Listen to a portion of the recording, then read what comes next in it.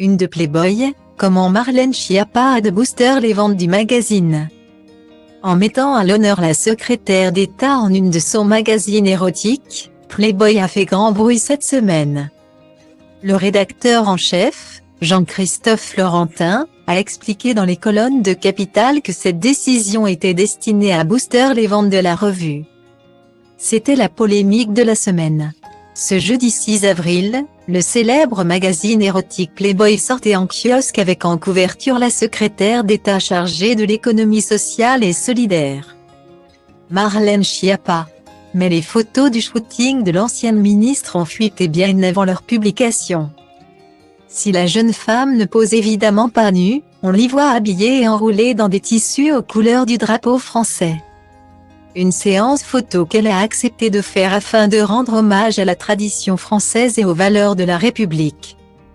Mais son interview lui a également permis de mettre en avant les romans érotiques qu'elle a écrits sous le pseudonyme de Marie Minelli et dont elle se dit très fière. Mais cette surexposition médiatique n'a pas plu à tout le monde, à commencer par la première ministre, Elisabeth Borne, qui a jugé cette sortie inappropriée. Néanmoins, Marlène Schiappa peut compter sur l'appui du président, qui lui, semble la soutenir. En tous les cas, cette couverture spectaculaire fait les choux gras de Playboy. En effet, comme l'a expliqué le rédacteur en chef Jean-Christophe Florentin à Capital FR, le but était clairement de booster les ventes du magazine.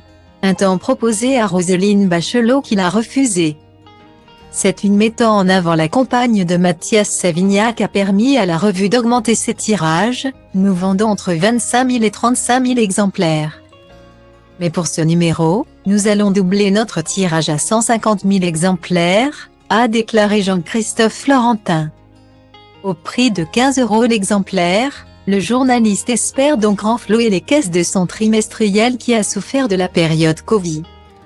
Un bon coup de com', appuyé par les critiques de la première ministre, Elisabeth Borne est notre meilleure attachée de presse, a ironisé Jean-Christophe Florentin, ravi de la publicité qu'elle faisait au magazine.